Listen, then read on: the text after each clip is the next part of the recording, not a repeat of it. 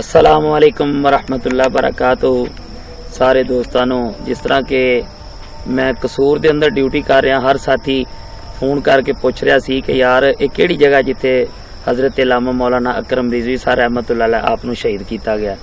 तो मैं दोस्तों उस जगह ते खड़ा वहां कि जिथे उस्तादां नू बुला के सामने बिल्कुल नैनवाल पिंड पट्ठा नजर आ रहा, इत्थे उस्तादां नू फोन करके बुलाया गया कि आओ जी तकरीर वास्ते अपने लोगों ने विच शामिल हो के।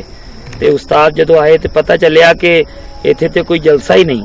ते उस्तादा ने फिर आप ही मस्जिद की सफाई करके ऐलान किया भी आओ अकरम रिजवी साहब आ गए ने। ते जदों ऐलान किया सारे लोग इकट्ठे हो गए। फिर उस्ताद तकरीर करके इस पिंड चों नैनवाल चों बाहर आ रहे सन।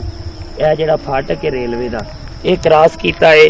इत्थे बिल्कुल साइड ते कपास की फसल थी, कपास यानी कि उदों सीजन थी। ते इस जगह ते उस्तादां नू रोक के ते फिर उस्तादां नू कहन लगे कि तुसी दौड़ो या पिछों फैर करना चाहते सन, मगर अपने उस्ताद अकरम रिजवी साहब रहमतुल्लाह अलैह आपने फिर खड़े होकर दरूदो सलाम पढ़िया और गड्डी चो बाहर निकले। तो इस जगह ते उन्होंने फायरिंग करके उस्तादां नू वो जगह है ए कैमरे वाला तुहानू ए फाटक भी विखा रहा और वो सामने जिहड़ा पिंड है नैनवाल दा पट्ठा सामने नजर आ रहा वो भी तुहानू विखा रहा। ए वो जगह है कि जिथे फाटक तो उस्तादां दी गड्डी आई है।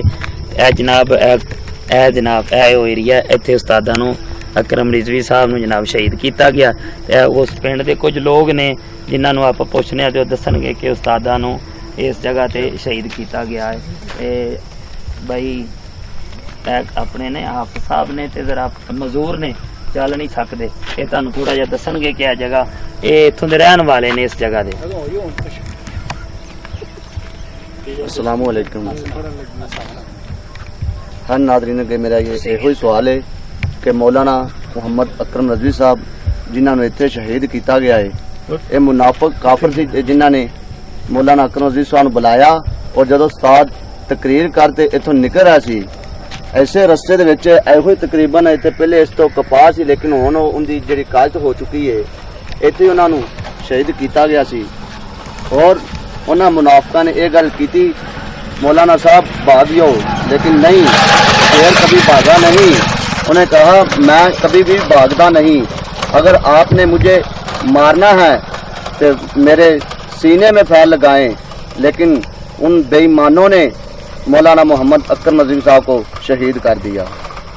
दोस्त है वो जगह जिथे अपने हजरत इलामा मौलाना अकरम रिजवी साहब की गड्डी रोक के तो उन्होंने शहीद किया गया। बस यही दसना सी कि वही जगह है।